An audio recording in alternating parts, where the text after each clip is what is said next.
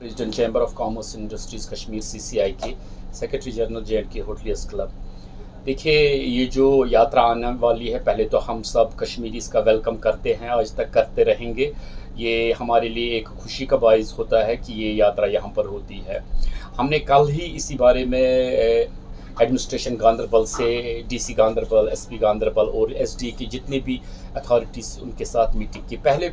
सबसे पहले हमने उनको बोला कि रोड्स मैक्टिमाइज़ की जाए, क्योंकि सोनमर्ग में आजकल डस्ट बहुत ज़्यादा है और ये जो कनेक्टिंग रोड्स होटल्स को जाती है, लिंक रोड्स, उनको भी मैक्टिमाइजेशन की ज़रूरत है। क्योंकि अक्सर सुनने में आजकल टूरिस्ट बहुत कंप्लेंट करते हैं कि वहाँ डस्ट बहुत ज़्यादा है, तो हम नहीं चाहते हैं कि यात्रियों के टाइम भी वहाँ डस्ट रहे।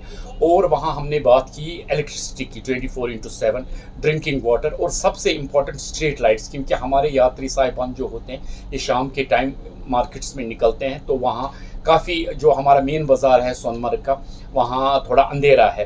तो मगर डिस्ट्रिक्ट एडमिनिस्ट्रेशन के बड़े शुक्रगुजार हैं, उन्होंने डेडलाइन दी है कि 20 जून तक पूरा सोनमर्ग एरिया मैक्टिमाइज हो जाएगा, including link roads, water, electricity and everything.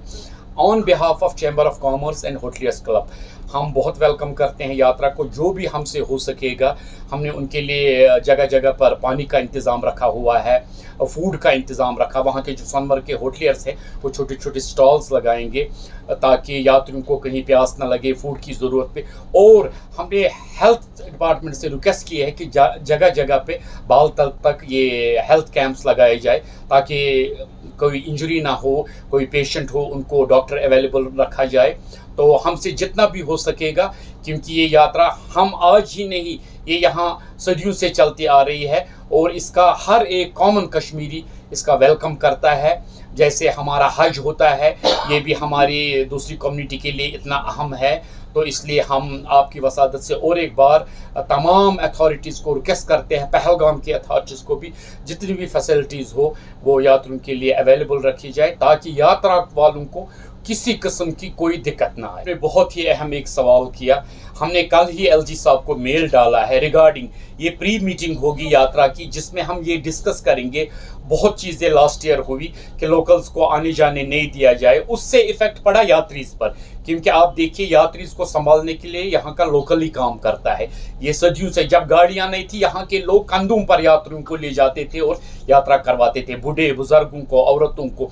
इसलिए हमने अभी मीटिंग रखी है, शायद 1-2 दिन में आ जाएगा वहाँ से मेल हमारा। हम LG साहब को यही रिक्वेस्ट करेंगे, एक तो यात्रा के टाइम लोकल्स को आने जाने की पूरा, और ये जो टूरिस्ट को यात्रा के टाइम पर सुबह 4 बजे से पहले पहुंचना होता है और शाम को 5, ये भी लास्ट ईयर काफ़ी हमारा टूरिज्म इफेक्ट हुआ। लेजर टूरिज्म अलग है, यात्रा अलग है। इसलिए मैं चाहता हूँ टूरिज्म और यात्रा और आम लोग सब कुछ चलता रहे। ये आज की कोई बात नहीं, ना इतनी ज़्यादा सिक्योरिटी की। हाँ, सिक्योरिटी रखें आप, जो आपके अपने सिक्योरिटीज़ के वेज एंड मीन्स है, मगर आम पब्लिक हमेशा यात्रा का स्वागत करता है।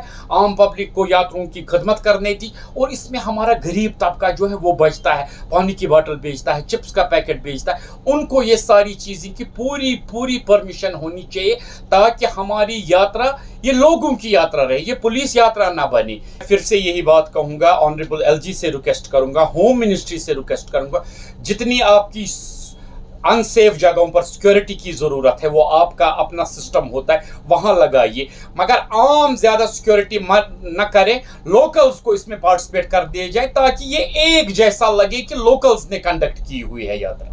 बहुत ही अच्छा सवाल पूछा। सबसे पहले मैं ये कहना चाहता हूँ आपकी वसादत से कि यहाँ की आवाम पावर डिपार्टमेंट से बहुत नाराज़ है। सबसे पहले ये जो अनशेड्यूल्ड कटलमेंट्स होती, देखिए विंटर्स में तो हमारे पास रीज़न होता है, पानी नहीं है, वो नहीं, मगर समर्स में इतना ज़्यादा ये इतनी बारिशें हुई यहाँ पर, और इस टाइम पीक सीज़न में आप देखिए दुकानदारी ख़त्म हो गई, होटलियर्स के कितने खर्चे बढ़ गए, पूरा दिन जेन सेट चलता है, ये पता ही नहीं चलता है कि लाइट कब आई कब गई।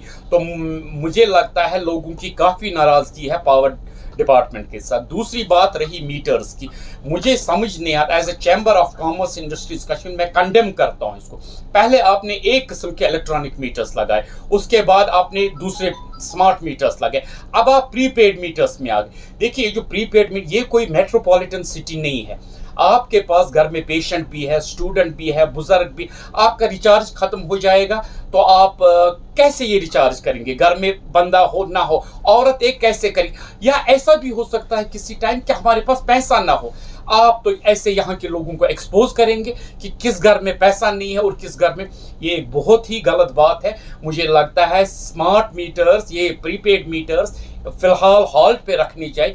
ये कोई जेन्युइन कॉज नहीं है। आपके घर में पैसा नहीं होगा, आप क्या अंधेरे में रहेंगे? आपके घर में ऑक्सीजन पेशेंट है, वो मरेगा जब तक उसका कोई अपना आएगा और वो रिचार्ज करेगा। इसलिए मैं ऑनरेबल एलजी से रिक्वेस्ट करता हूँ ये प्रीपेड मीटर्स का सिस्टम टोटली बंद किया जाए।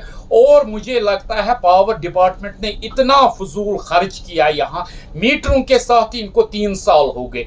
एक दिन एक मीटर आता है, एक दिन दूसरा मीटर। इसकी भी पूरी तरह से इन्वेस्टिगेशन होनी चाहिए। ये क्या चल रहा है वहां पर? ये रोज बरोज क्यों मीटर्स बदले जा रहे? इसमें पब्लिक मनी कितनी जा रही? ये आवाम का पैसा है। इससे अच्छा था आप एमनिस्टी दे देते जितना आपने मीटर्स में लाए, गरीबों को फीस माफ कर देते आप। मगर ये क्या हो रहा है? और सबसे अनफॉर्चुनेट पार्ट है ये प्रीपेड मीटर। आप मेहरबानी करके यहाँ के लोगों की तरफ देखें, इनको एक्सपोज न किया करें। आप मोहल्ले में ऐसा ना हो कि फलानी घर में पैसा नहीं है, बवन कशी पड़े है, ये मन्ना पोसा, ये मना चटक लाइट। कितनी गलत बात है। सोसाइटी में रेपुटेशन है, रिलेशंस पर कितना असर पड़ेगा, माहौल पर कितना असर। और मैं चीफ इंजीनियर साहब से रिक्वेस्ट करूंगा, बार बार हम बोलते हैं किसी की लाइट ना आप काटे। लाइट एक ऐसा, जितना जरूरी सांस है आपके लिए उतना जरूरी इलेक्ट्रिसिटी। अगर किसी को फीस की कोताही है कुछ, मगर आप ये डिस्कनेक्ट नहीं कर सकते। It's against the law. ये ह्यूमैनिटी नहीं है। डिपार्टमेंट पूरा ही सिस्टम खराब। पावर डिपार्टमेंट को नए सिरे से बनाने की जरूरत है। अगर इसमें स्टाफ को बदली भी करना पड़े, इसमें प्रोफेशनल्स आप लाए। ये क्या आप 3 साल में आपने 4 बारी मीटर्स बदलाए? ये कहां का इंसाफ है? क्या ये हमारा पैसा नहीं है? अच्छा, हमारी माँ बहनें बेटियां निकलती हैं प्रोटेस्ट का, तो मुझे लगता है उनके प्रोटेस्ट का कोई रिस्पॉन्ड ही नहीं आता है। अगर अब आप उनको स्मार्ट मीटर दे रहे हैं तो ये प्रीपेड क्यों?